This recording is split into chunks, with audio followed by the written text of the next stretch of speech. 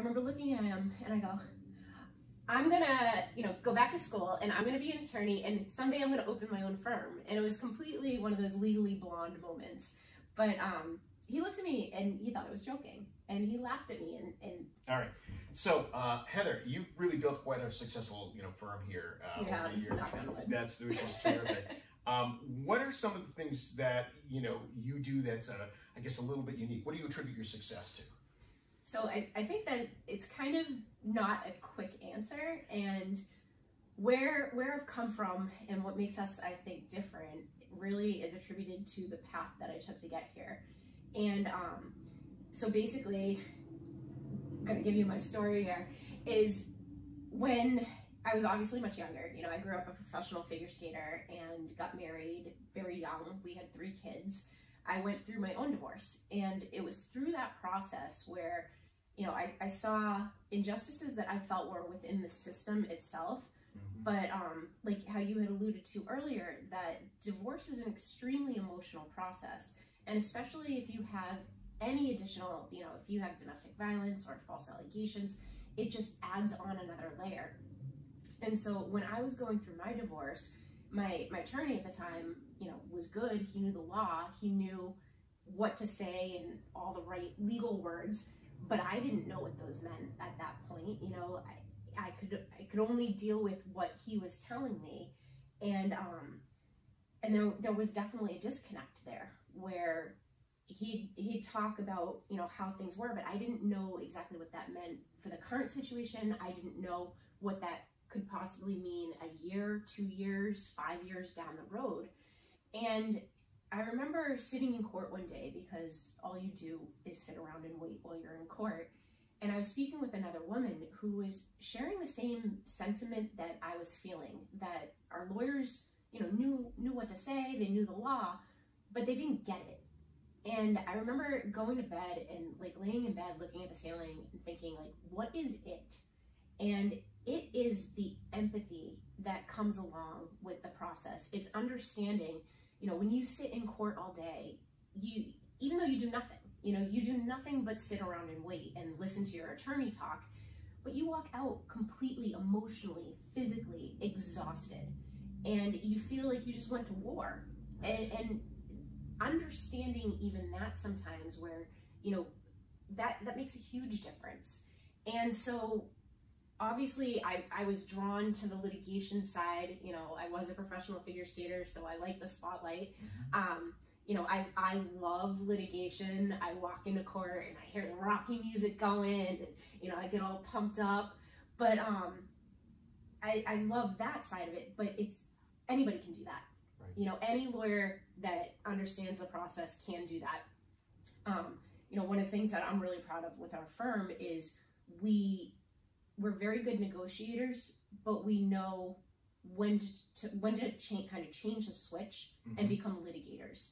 Because a lot of family law gets settled, but there's certain things that you have to take in front of a judge. And if you're not prepared to do that, there's a lot of attorneys that get very intimidated by the thought of going before a judge. So, jumping to that, but going back to kind of the beginning and why we do things differently.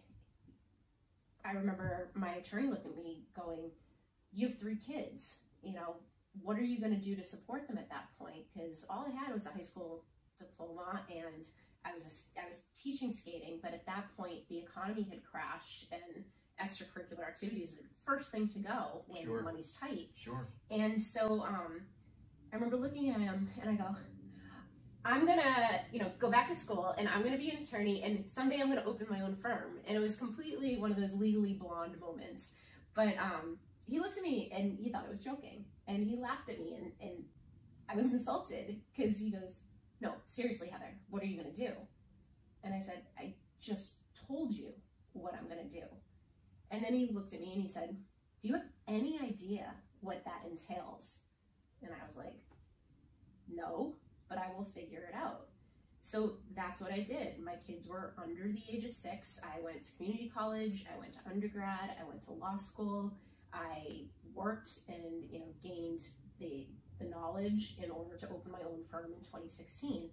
And I did that with the goal of doing divorce differently. Right. Because divorce, at the end of the day, it's a piece of paper, you know, and that piece of paper is very important. Sure. But there's so much more that goes into creating a successful life post-divorce than just that piece of paper. There's the financial aspect of understanding. You know, so many people come into a divorce and they don't understand, one, what their finances are at that point, or two, what they need in order to move forward. There's a lot of times people have lost themselves in their relationship. I remember, you know, I'm a big proponent of therapy, you know, whether that's seeing someone or, you know, there's so much free information now on YouTube that you can Google. But I'm a very big proponent of that, because I remember when I came out of my marriage, you know, that was a loss of an ideal for me. And I didn't get married to get divorced. I got married because I thought that was going to be it. And then you have kids and you give everything to your children. And I think a lot of people, and I think this is one of the reasons that divorce happens actually, is you lose yourself in all of that. And it came to the point where I remember sitting with my therapist, and she was like, well, what do you want? Like, what's important to you? And I knew, besides the fact that I knew I wanted to be an attorney and I wanted to make change, simple things, like what kind of pizza I liked. I didn't know. I was like, well, we usually get like cheese and pepperoni because the kids don't eat it and that's what we get. And she goes, well, what do you like? And it's little things like that where you just lose yourself and, you know, feeling good about yourself, feeling like you have a purpose in life and being able to find that. So there's so much that goes on with it. So our firm, you know, as we grow and as we continue to grow, there's a lot more that I can do.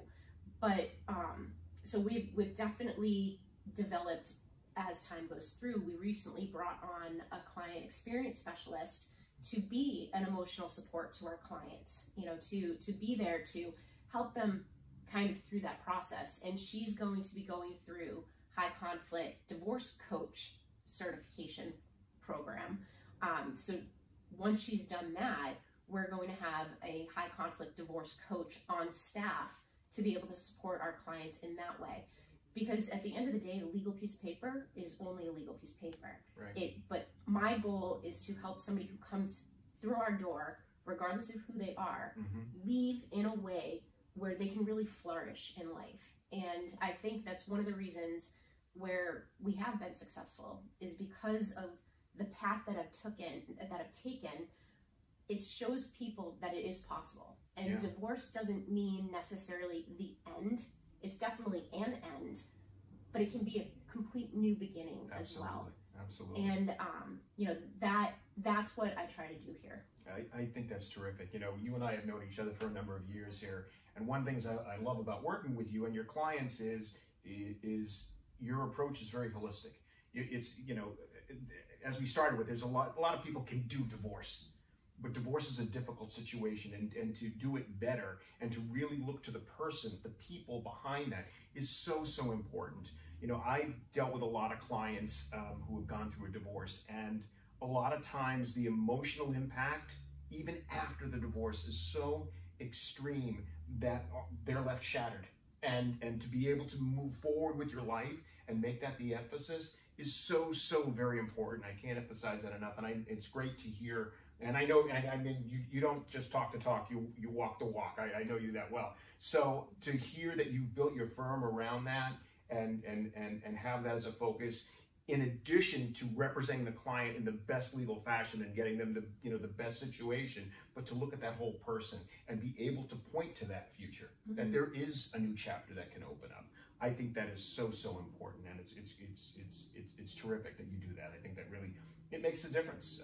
As I said, I've dealt with a number of clients who had a successful divorce, but at the end of it, they don't know where to go, and they're left kind of like, where do I start? How do I pick up? You know? And that's what we don't want them to get to the end and then feel like, crap, what do I do? We want them already thinking about that and working on that, because at the end of the day, and I have a lot of favorite clients, but one of my favorite cases was a man who came into me. This was prior to opening my own firm, but he came and he hired me, and he had an attempted murder charge against him. couldn't see his kids. You know, the kids believed it was his fault for everything. And I won't get into too many details, but he was very angry, you know, very angry. And we talked a lot about the only person you can control is you. You can't control the situation. And the attempted murder charge came because he caught his wife cheating and he went after the guy. so it, but he didn't kill him. Just for the record, he didn't kill him. But you know, it wasn't a great situation. Sure. And it's definitely, you know, a mark against you. But he was very angry for a number of reasons. You know, one, his wife, he found out she was cheating on him. Two, you know, his entire world was ripped away from him. Mm-hmm. And I had that same talk with him where one of my firm beliefs in life is the only person you can control is yourself. You know, you can't control your spouse. Mm-hmm. You can't always control your children. Mm-hmm. You can't control the judge. You know, you can't control what the other people are doing around you. The only person you can change is yourself. Mm-hmm. And once you actually start that change and start that process and you start looking at things differently, you start to see everything around you change as well. And we had a number of conversations like that. And I remember talking with him being like, you know, you might want to hire a therapist because I think they're cheaper than me. But he was like, no, I feel like you help me so much. Where, mm-hmm. you know, I take the counselor of law kind of serious. Like, it's not just the law. Right. There's so much to life that goes into the law. Right. But he took that to heart and he did so much work on himself and changing how he was. By the time we ended, he was a different person. You know, he was able to be in a very conflicted settlement negotiation, and he was as cool as a cucumber, which that was not going to be possible at the very beginning. Now, long story short, this was a very long process that went through a trial. We walked away. Now, this was a guy who came in, couldn't see his kids. We walked away with sole legal, sole physical. He got the house, and she had to pay part of my attorney fees. And there's a number of factors that were involved with that, but I don't necessarily credit me. I credit the change that he did to enable me to get that result. Because if he hadn't done it, I wouldn't have been able to get him that result. So people who start that process actually help us get them a better result. Right. And they end up better for it at the end of it. You know, exactly. In addition, they end up with a more equitable divorce, mm-hmm. you know, but a brighter outlook, certainly to the future. One of the questions that I'm just curious on is, I hear sometimes in divorce cases where, I'm just going to call it poisoning the well, where one spouse will poison the well, if there's children involved, against the other spouse. How is that handled? And do you see it come up often? It happens all the time, and it's a shitty situation on so many levels. Because one, when you do that, you're hurting your children. Like that, a lot of people, and you see this a lot of times with narcissistic people, is they change the narrative in their head to make everything okay. And, you know, obviously I'm not a therapist. I can't diagnose anyone. But I think this is an underlying factor when you're dealing with these extremely high conflict, where we do many parental alienation cases. And that's a situation where one parent is actively, as you say, poisoning the well, you know, actively doing something to interfere with the relationship with the other parent. Now, this can go both ways. This, again, is not, you know, all women do it versus men. Sure. I've seen both. Mm-hmm. More commonly, it's the moms that are doing it against the dads. But like I said, I've seen it both ways. So, mm-hmm. you know, you can't make any assumptions until you're in that situation. But, you know, there's little things even that people do that don't rise to the level of alienation, but things, you know, oh, I can't afford that because your father doesn't pay his child support on time. Those are all things that are hurting your kids. And I get it because I've been there, and there's still that anger that's inside, you know, especially if money's tight, and it is true. Those are all the little things, though, that at the end of the day really hurt the kids. But if we're talking on another level, because we get a lot of those cases, mm-hmm. You know, where kids won't even talk with their other parent anymore. They cut off relationships, and the court isn't necessarily in a position. Some judges handle it better than others, But whenever you're in that situation, it is expensive as hell. You know, there's so much that goes on. There's usually other investigations that have to be done. The earlier you can catch it, usually the better to be proactive, because once it's hit that point where that child will not speak with the other parent, there's not a lot that the legal process can actually do. And I think it's one of the biggest injustices within the system is that we're not dealing with that correctly. There are ways to be able to turn things around, but it takes a lot of time and effort, and again, that person being willing to change them. And that's one of the things we ask. If somebody comes in and says, you know, I feel like my children are being alienated from me, what are you willing to do to change you, to be able to change a circumstance? And if they just want to blame the other parent, that's not going to be somebody that we're taking on. Right. Because it's not always the other parent's fault. You know, sometimes there's something that parent is doing wrong that's giving the other parent the rope to hang them. Is it a horrible thing? Not always. You know, but it might be something where the other side sees it and they can take it and they use it and they manipulate it to use against them. So if they're not willing to do that change, you know, we don't want their case because it does take that. But it's a really difficult situation. And like I said, can you turn it around? Yeah. But sometimes it's setting the person up so that they can have a relationship in the future when the kids are ready. Yeah, no, that makes perfect sense. It sounds like, you know, anytime you're going through a divorce, you're going to be going through a fair amount of change, and you have to, it doesn't mean the other person's changing. You have to be willing to change. Right. You have to be willing to open up to new ideas. And I would imagine sometimes take a good hard look in the mirror. And that can be challenging at times, I would imagine, too. It can be. Nobody wants to admit that you have faults, but we all do. Right. And, you know, there was I want to say recent, but it was within the last couple of years, a case that I had where there was a GAL investigation where the parental alienation was so severe on behalf of mom, where we were representing dad, where the GAL came back and said the kids need to be taken from mom, and they shouldn't even be allowed to see mom until mom can get into therapy. So there, like I said, there's hope, you know, but they're very difficult situations that you can't just wait on and hope that they get better on their own. Because if somebody's actually actively alienating the kids, that's not going to change on its own. Right.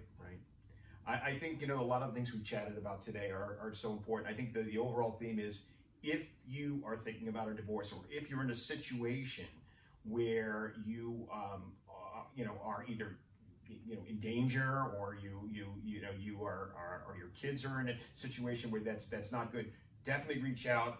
Heather is a wonderful attorney. Heather, how would they reach you if they wanted to you know, contact you? Yeah, the best way is to either just call our office. Do you want me to give you the number? Give the number, sure. Give the number. We'll throw it in there, 774-314-4725. Or they can shoot us an email at info@familylawma.com. Our website, you know, we've tried to set it up where we have a lot of educational resources on there so that people, because knowledge is power, you know, and you can't walk into a divorce, whether you're hiring an attorney or not, you know, you don't want to walk in not knowing what's going on. So we've developed a lot of information in our blogs. You know, we try to do it in a way that is very life basis of, you know, I can't think of a good example right now, but even just how to deal with that first holiday that you don't have your kids, because it sucks. You know, it's not a good feeling, and I remember it like it was yesterday. But, you know, even just information on how to deal with that emotionally. So there's a lot of stuff on our website, familylawma.com, and the website will give you tons of ways to get in touch with us. Excellent. Heather, thanks so much. Yeah, absolutely. Thank you.